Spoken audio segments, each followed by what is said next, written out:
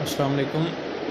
Endocrinology के हवाले से जो हमारे कुछ रिमेनिंग टॉपिक्स हैं उनको डिस्कस करेंगे। उनमें हम सबसे बात करेंगे हार्मोनल सिग्नलिंग की। जो हार्मोन जो सिग्नलिंग होती है डिफरेंट सेल से, तो उसका क्या मैकेनिज़्म होता है और वो किस टाइप्स की होती है। Hormonal signalling involve the following steps: biosynthesis of particular hormone in a particular tissue. सबसे इसमें जो स्टेप्स इन्वॉल्व होते हैं हार्मोनल सिग्नलिंग में, तो उसमें सबसे पहले होता है कि बायोसिंथेसिस होती है एक ख़ास हार्मोन की किसी टिश्यू में, storage and secretion of the hormone, फिर उसकी स्टोरेज और सिक्रीशन होती है, transport of the hormone to the target cell. तो अगला स्टेप होता है कि हार्मोन को ट्रांसपोर्ट किया जाता है टारगेट सेल की तरफ, और फिर recognition of hormone by an associated cell membrane और इंट्रासेलुलर रिसेप्टर प्रोटीन। उसके बाद फिर जो टारगेट सेल होता है वहाँ पे जो रिसेप्टर्स होते हैं, स्पेशल रिसेप्टर जो प्रेजेंट होते हैं उस हार्मोन के लिए, उसको रिकग्नाइज करते हैं। ठीक है।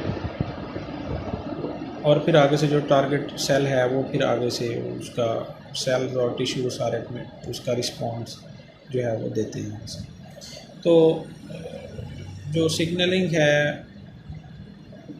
हार्मोनल की, तो उसमें ज़्यादातर जो हमारे लिविंग सेल्स हैं उनके अंदर जो कम्युनिकेशन है या सिग्नलिंग है वो केमिकल टाइप की होती है। तो केमिकल सिग्नलिंग को हम अगर सिग्नल से ये लफ्ज़ निकला signalling. There are two kinds of communication in the world of living cells. Communication between cells is called intercellular signalling. अगर कम्युनिकेशन दो सेलों के दरमियान हो तो उसको हम इंटरसेलुलर सिग्नलिंग कहते हैं। और अगर communication within a cell, communication अगर एक सेल के अंदर ही हो तो उसको इंट्रा सेलुलर सिग्नलिंग कहा जाता है। Chemical signals are released by signalling cells in the form of small. तो जो केमिकल सिग्नल्स हैं वो रिलीज़ होते हैं बाय सिग्नलिंग सेल्स। जो सिग्नलिंग सेल्स हैं वो स्क्रीट करते हैं। ठीक है। केमिकल सिग्नल्स को in the form of small usually volatile और soluble molecules called ligands. Ligands वो स्मॉल मॉलिक्यूल्स हैं जो सिग्नलिंग मॉलिक्यूल्स यानी जो केमिकली होते हैं उनको हम लाइगेंड्स कहते हैं। तो इस फॉर्म में जो केमिकल सिग्नल्स हैं वो लाइगेंड की फॉर्म में जो है वो रिलीज़ होते हैं। Ligand is a molecule, ligand की बात करें तो क्या होगा, ligand is a molecule that binds another specific molecule, in some cases delivering a signal in the process. Ligands thus can be thought of as signaling molecules. जो ligands होते हैं ये दूसरे स्पेसिफिक मॉलिक्यूल्स के साथ इंटरेक्ट करते हैं। ठीक है। और वो मॉलिक्यूल्स ज़्यादातर प्रोटीन्स होते हैं। ठीक है। ligands interact with proteins in target cells which are cells that are affected by the chemical signals.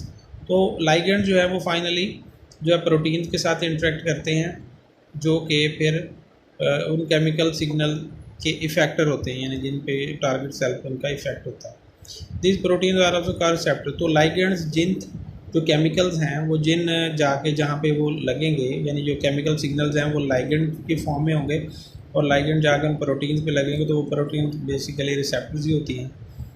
ठीक है। और जो कि रिसेप्टर जो है वो फिर बाइंड करते हैं उस स्पेसिफिक लाइगेंड के साथ। ये थोड़ी सी बात हो केमिकल सिग्नलिंग। अब सिग्नलिंग की जो सिग्नलिंग होती है, सिग्नल्स जो प्रोड्यूस होते हैं उनकी फॉर्म्स बेसिकली 4 टाइप्स की फॉर्म्स हैं। मल्टी सेलुलर ऑर्गेनिज्म के अंदर 4 टाइप की केमिकल सिग्नलिंग होती है वो होती है। उसमें पैराक्राइन सिग्नलिंग है, एंडोक्राइन सिग्नलिंग है, ऑटोक्राइन सिग्नलिंग है। यानी ये सेल सिग्नलिंग की बात हम ज़्यादातर करें जो सेलुलर लेवल पे हो रही है। तो पैराक्राइन है, एंडोक्राइन है, ऑटोक्राइन है और डायरेक्ट सिग्नलिंग है क्रॉस, और डायरेक्ट जो अक्रॉस गैप जंक्शन से होती है। ठीक है। तो अब हम इनमें से इनकी एक एक करके सबकी बात करें।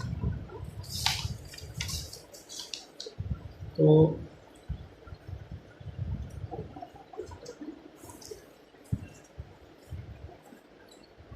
पैराक्राइन सिग्नलिंग की सबसे पहले हम बात करते हैं। Signals that can act locally between cells or close together are called paracrine signals।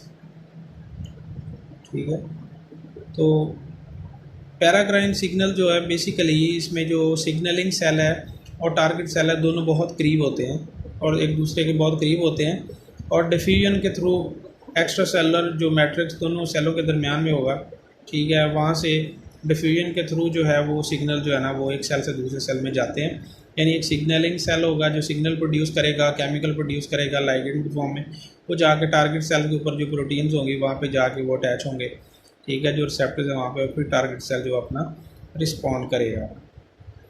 और ये क्विक रिस्पॉन्स होता है दिस टाइप ऑफ जो पैराक्राइन सिग्नलिंग होती है, जो ये क्विक रिस्पॉन्स होता है और ये बहुत जल्दी जो है वो ख़त्म हो जाता है ये रिस्पॉन्स, और फिर दोबारा से जो है वो सिग्नल प्रोड्यूस होते हैं और फिर से रिस्पॉन्स जो है वो प्रोड्यूस होता है, और शॉर्ट मूवमेंट ऑफ टाइम के लिए ये होता है।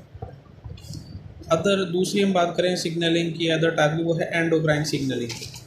ठीक है, जो एंडोक्राइन सिग्नलिंग है उसमें endocrine signal from distant cells are called endocrine signal. जो दूर मतलब काफ़ी डिस्टेंस पे सेल्स होते हैं सिग्नलिंग सेल्स एंडोक्राइन के, तो इसमें ज़्यादा जो सिग्नलिंग सेल्स है वो सिग्नल प्रोड्यूस करते हैं, फिर वो ब्लड स्ट्रीम में दाखिल होते हैं, ब्लड स्ट्रीम से फिर उसके बाद वो टारगेट सेल की तरफ जाते हैं, फिर उसके बाद टारगेट सेल जो है वो अपना फंक्शन करता है उसके बाद।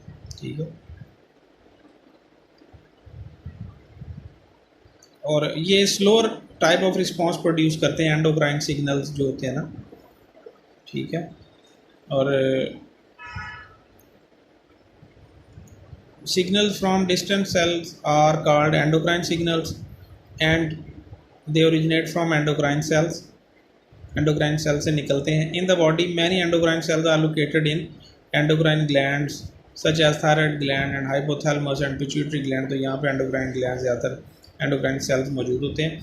these type of signals usually produce a slower response but have a longer lasting effects। तो slower response प्रोड्यूस होता है तो हार्मोन जो है पिट्यूटरी के, हाइपोथैलेमस के या थायराइड ग्लैंड के, तो ये स्लो रिस्पांस प्रोड्यूस करते हैं, वेरी क्विक इन एक्शन नहीं होते। तो the ligands released in the endocrine signalling are called hormone. तो जो लाइगेंड्स हैं जो कि प्रोड्यूस होते हैं एंडोक्राइन सेल्स के अंदर, तो इनको हम हार्मोन्स कहते हैं। तो एंडोक्राइनोलॉजी के हवाले से बहुत ज़्यादा इंपॉर्टेंट है ये कि जो हार्मोन्स जो है वो यहाँ पे लाइगेंड जो है एंडोक्राइन सिग्नलिंग में जो लाइगेंड जो है वो प्रोड्यूस हुए तो उनको हार्मोन्स कहा जाता है। ये केमिकल यानी मैसेंजर जो है वो हार्मोन्स कहलाता है। तो ये हार्मोन जो है वो अपने निकलते हैं, निकलने के बाद अपने एंडोक्राइन ग्लैंड से निकलने में जो टारगेट सेल है वहाँ पे जाके hormones travel the large distances between endocrine cells and their target cells. तो एंडोक्राइन सेल और टारगेट सेल में बड़ा डिफरेंस होता है, तो ब्लड स्ट्रीम के थ्रू ये ट्रैवल करते हैं। ठीक है, और थ्रू आउट द बॉडी जो है वो इनका जो है वो मूवमेंट होती है और वेरी स्लो होती है। Because of their form of transport, hormones get diluted and are present in low concentration when they act on their target cell। तो ये डाइल्यूट हो जाते हैं बट ट्रैवल करके इनको जो है ये एक्शन करते हैं, तो उसके इसी वजह से ये ज़रा डाइल्यूट हो जाते हैं और क्विक रिस्पांस इसका नहीं होता। उसके बाद बात करते हैं हम ऑटोक्राइन सिग्नलिंग की। ऑटोक्राइन सिग्नलिंग जो है ऑटोक्राइन मीन के सेल्फ सिग्नलिंग, तो एक ही सेल जो है वो सिग्नलिंग सेल भी होता है और टारगेट सेल भी वही होता है। ठीक है, तो इसको ऑटोक्राइन सिग्नलिंग कहते हैं। Autocrine signals are produced by signaling cell that can also bind to the ligand that is released। this means the signaling cell and the target cell can be the same or a similar cell। तो एक ही cell में जो है signalling cell भी वही हो सकता है और टारगेट सेल भी सेम हो सकता है। This type of signalling often occur during the early development of an organism। तो कोई भी ऑर्गेनिज्म होता है उसके अर्ली डेवलपमेंट में, क्योंकि सेल जो है मल्टीप्लाई होता है, तो एक ही सेल के अंदर ही ये दोनों प्रोसेस होते हैं और फिर आगे सेल जो है वो टिश्यू में डेवलप होते हैं और फिर फर्दर उनकी डेवलपमेंट जो है उस ऑर्गेनिज्म की होती रहती है। ठीक है, तो ये बात होगी। Autocrine signalling also regulates pain sensation, तो ऑटोक्राइन सिग्नलिंग जो है वो पेन सेंसेशन, पेन का फील होना, इन्फ्लेमेटरी रिस्पॉन्सेज का जनरेट होना, तो ये भी ऑटोक्राइन सिग्नलिंग के रिस्पॉन्स के तौर पे ही होता है। और उसके बाद जो एक सेल अगर वायरस से इन्फेक्टेड हो जाता है तो उसकी जो जो सेल डेथ होती है, cell can signal itself to undergo programme cell death, तो सेल जो है इट सेल्फ जो है वो इस सेल डेथ के प्रोग्राम के अंदर चला जाता है, उसमें सिग्नल जो है ना वो प्रोड्यूस करता है और वायरस की जो किलिंग है वो होती है। इसके